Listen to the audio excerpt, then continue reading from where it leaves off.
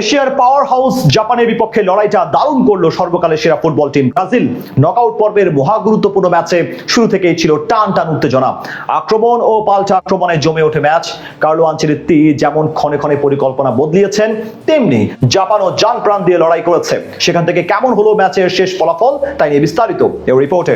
এশিয়ার পাওয়ার হাউসের সাথে গোটা ফুটবল ইতিহাসের সর্বকালের সেরা দল ব্রাজিলের লড়াই, তাই স্বাভাবিকভাবে গোটা দুনিয়ার ফুটবল ভক্তদের জন্য আজকের ম্যাচটি ছিল বিশেষ। অতীত পরিসংখ্যান এগিয়ে রাখলেও অদৃশ্য চাপ ছিল ব্রাজিলের দিকে। তবে সেই সব উপেক্ষা করে ম্যাচের শুরু থেকে আক্রমণাত্মক খেলতে থাকে পাঁচবারের বিশ্ব চ্যাম্পিয়নরা। দ্বিতীয় মিনিটেই প্রথম অ্যাটাক করে তারা ব্রুনো গিমারায়েসের শট চলে যায় গোলপোস্টের পাশ দিয়ে। সেখান থেকে পাওয়া কর্নার কিকেও তেমন ফায়দা করতে পারেনি সিলেসাওরা।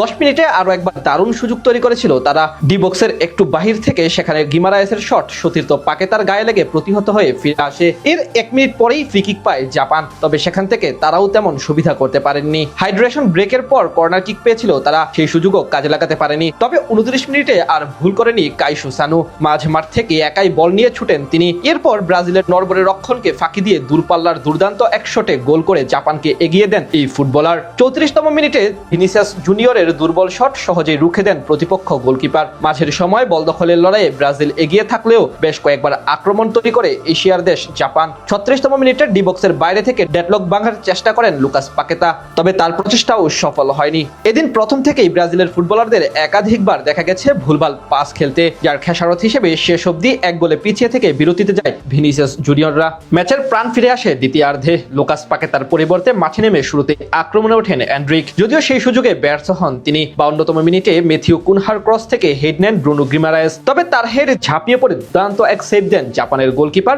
জিউন সিজুকি। এরপর আরো কয়েকটি আক্রমণ করে ব্রাজিল, সেখান থেকে অবশ্য সফল হতে বেশি সময় নেয়নি তারা। 56তম মিনিটে গ্যাব্রিয়েল মাগালায়েসের দুর্দান্ত এক ক্রস থেকে হেড নিয়ে অসাধারণ এক গোল করে ব্রাজিলকে সমতায় ফেরান কাসেমেরো। সাথে সাথে উল্লাসে মেতে ওঠে সমর্থকরা। এর মাত্র 1 মিনিট পরেই এগিয়ে যেতে পারত ব্রাজিল। ডি বক্সের ভিতরে দারুণ ড্রিবলিং করে দুই ফুটবলারকে বোকা বানিয়ে গোলপোস্টে শট নেন ভিনিসিয়াস জুনিয়র, তার বল ভারে লেগে ফিরে আসে। 64তম মিনিটে জাপানের দূরপাল্লার শট রুখে দেন এলিসন বেকার। ধীরে ধীরে যেন ডিফেন্সিভ দিকে মনোনিবেশ করে জাপান, সেই সুযোগে কয়েকটি আক্রমণ তৈরি করে ব্রাজিল। 74তম মিনিটে রাইট উইং দিয়ে বল নিয়ে বক্সের ভিতরে ঢুকে যান রায়ান, তার বাড়ানো বল অবশ্য কাজে লাগাতে পারেনি কেউ। খানিক পরে বদলি হিসেবে নামা গ্যাব্রিয়েল মার্টিনেলির শট চলে যায় পোস্টের একটু বাইরে দিয়ে। এরপর দ্বিতীয়ার্ধের বাকি সময় আরো একাধিক আক্রমণ করলেও তেমন সুবিধা করতে পারেনি ব্রাজিল ফুটবল দল। নির্ধারিত খেলার একেবারে শেষ মুহূর্তে এসে ঝলক দেখায় ব্রাজিল। আক্রমণের পর আক্রমণে শেষ মুহূর্তে গিয়ে মার্টিনেলির পা থেকে আসে সেই কাঙ্ক্ষিত গোল, আর সেই গোলেই জয়ের উৎসবে মেতে ওঠে ব্রাজিল, যার মাধ্যমে পৌঁছে গেল রাউন্ড অফ 16-এ। বিপরীতে এখান থেকেই মিশন শেষ করতে হলো জাপানকে।